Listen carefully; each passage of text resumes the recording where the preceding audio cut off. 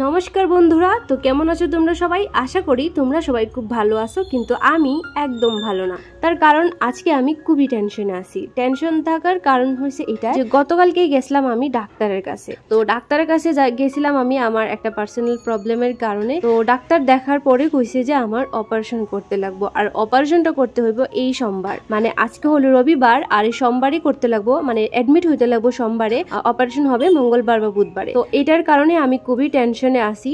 জীবনে আমি কোনোদিনই ভাবছি না যে অপারেশন নামে কোন একটা জিনিস আমার করতে হইব। তো এই কারণে আমি খুবই টেনশনে আসি। জীবনে প্রথম অপারেশন আমার এটা, তো এর কারণে আমি খুবই টেনশনে, মানে আমি কইতে পারতেছি না তোমরা, আমি এতটাই টেনশনে আসি। মানে খুবই ভয় লাগতেছে আমার যে অপারেশন হইব, তাও আবার আমার। এতদিন অন্যের গল্প শুনে আইছি, এখন অপারেশনটা আমার হইব, ঠিক আছে? তো এটা নিয়ে আমি খুবই টেনশনে আসি, আমার কিছুই ভালো লাগতেছে না আর কি।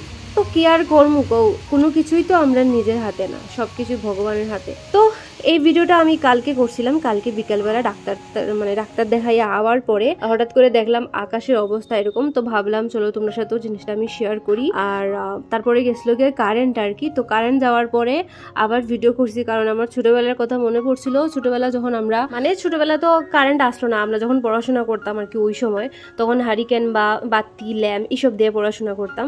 তো এটা ভাবি আমি এই ভিডিওটা করলাম আর কি। জানি না তোমরা এসব চিনো কিনা, তবে যারা আমার মতো গ্রামে ছোট থেকে বড় হয়েছো তারাই অবশ্যই এই জিনিসটা চিনবা বা জানবা। তো আমার এই অসুখের কারণে এখন সবকিছু হয়ে গেছে সাদা মাটা, মানে খাবার সবকিছুই সাদা মাটা। মানে ঝাল বেশি খাইতে পারি না, তারপরে হয়েছে বেশি মশলা খাইতে পারি না, চিকেন মাটন মানে এইসব তো নাই, মাছ টাছ আমি কিচ্ছুই খাই না, নিরামিষ, পুরা নিরামিষ। আর আমার সাথে সাথে আমার পাখিও নিরামিষ। যে মানুষটা নিরামিষ খাইতেই পারতো না, এই মানুষটা এখন আমার সাথে সাথে নিরামিষ খাওয়া শুরু করছে।